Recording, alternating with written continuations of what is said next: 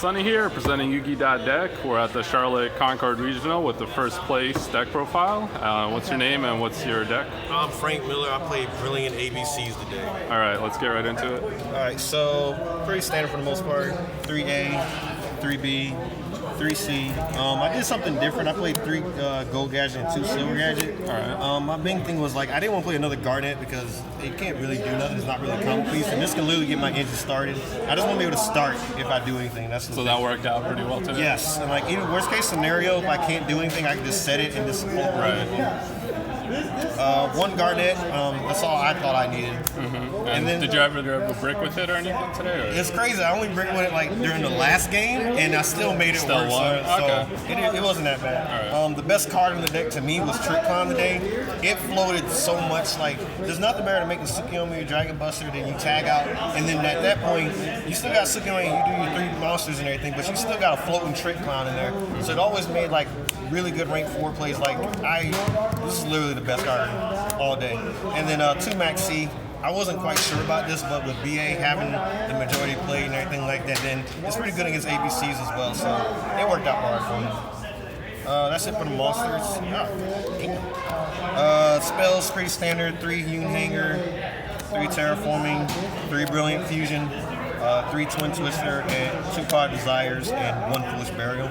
So how'd the Twin Twister work for you? That was literally the best card I can ever play going second. There's if you're playing ABCs and you're let alone playing Brilliant ABCs, you need to play this, play that 3, because there was times where I would have Trick Clown in hand, I have Twin Twister going second, and I would just Twin Twister back row, discard Trick Clown, and then at that point I already have rank 4 on the board. So even if they do something to stop my initial A, B, C, or my gold gadget or something like that, I still have a play. I still have a way of defending myself. Mm-hmm. So it was really good. And then Foolish Burial also, it's a very underrated card to me because there was times where it's more versatile in this build, right? Because you can send A, B, C, Trick Clown, anything like that. There was a lot of times it was just the last piece I needed to make my Dragon Buster.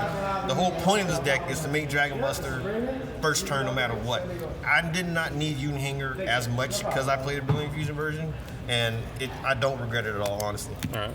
And then for trap cards, 1 Vanity, 1 Warning, the Spice, 2-dimensional Barrier. I ain't really got to talk about that. That card was just the nuts all day. And then 3 Salt and Strike. I don't think you need to play any more traps than that.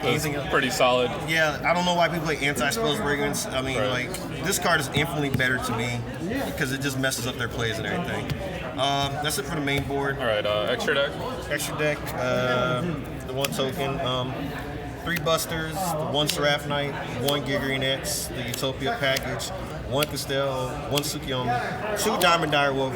You have to play 2 Diamond Direwolf if you're playing the Brilliant Fusion, because there's a time you just pop back row, you have a Trick Clown, and then you're also getting a piece to your graveyard at the same time. So it's just constant back row removal in case you don't open up Twin Twisters. 1 Augusta Irmo, 1 Abyss Dweller, 1 I don't know why the fuck I played it, and then 1 F-Zero Utopia Future. My thought process was I'm playing the Brilliant Fusion version, I can make a bunch of rank 4s.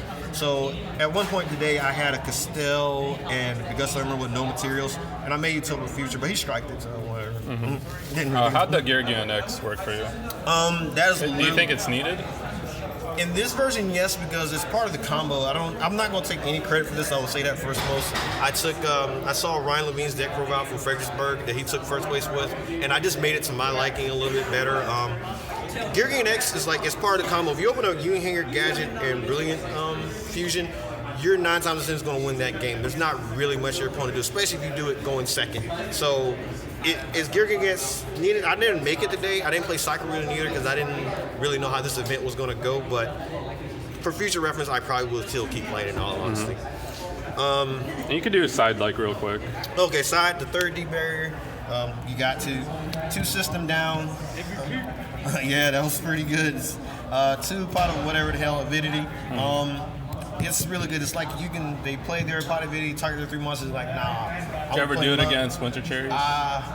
Yes, somebody did Aries my Dragon Busters, and I was I'm just going to put them back, and then it was pretty much over. And then I did it to where he was trying to bring back his monsters, A, B, and C, and I just did, I changed my Pot of Avidity so I could bring back 2 of mine and bring back 1 of his, and his fizzled, but I still got my Dragon Buster, so I still would make plays after that. 2 2 Denko Sekka. A lot of people question this, but with the ability to have additional normal summon and the fact that Magic Specters are still heavily played, this worked out really well. There was one game I played, I opened up Denko, I summoned that, he was like, oh, okay, I'm screwed. And I played Brilliant Fusion Union Hanger, and then that was just pretty much it. 2 Flying Seas, that's for BA, and then I was kind of fearful of the Zoic deck, but I didn't end up playing any of them. 2 Full House, that's just a blowout card. I don't care what nobody says. I played this against Magic Specters again, and it was just a complete blowout. What did you do Magic Specters with that? Huh? What did you do Magic Specters with that? Okay, so the field was, I had 2 back rows, Deep Barrier and Full House, and I had a Union Hanger up. So during his turn, he summons Bambuku. He has 3 back row turn. So I chained Deep Barrier, called Pendulum, and then he's like, I was like, is that good? He's like, yeah. Okay, it's like, okay, chain Full House. Target my Union Hanger and my Deep Barrier and target your 3 back row. And at that point, it was just game over at that point. It didn't really matter what he did. So yeah, it was Full House was definitely neat. I think it's really good against Magic Specters in general. Then the last couple of cards is Book of Eclipse. I play against BA whenever they play Vanity's Fiend. If I see it, I just put it in, then and then 2 Chaos Hunter. It never really came up. I played 2 mirror matches today, and the only card I ever needed was I only saw these 2 cards in Deep Barrier, and that literally won me the game. All right. And would you change anything, or you thought the build was pretty solid? I think the main board is pretty good. I probably would do the side better now, because we got the new set that just came out, so it's kind of like hard to figure out what decks are going to be elevated and which one we decline. Right. And after seeing this regional, I see Magic Specters are still a deck. BA is still a deck, and I'll probably play a little bit. I got lucky; I didn't play Metaphors all day, which is ironic. But yeah, I'll probably change the side, and I would take out this giant hand because I don't know what the fuck I was thinking. But I played it worked for me, but all right. Anything else? Any shout outs or anything? Give a shout out to Team Respect, Teamwork, all the Fayetteville players back in Fayetteville. Shout out to my bird crew down in Florida. Shout out to all these guys out here waiting for me, man. This is the road dogs right here. And shout out to Nasif. Like this is my bread and butter right here. I wouldn't have half the cars without Nasif. So, but yeah, that's it, man. All right. Thanks to everybody. Yeah, congratulations, and Yugi.dek signing out.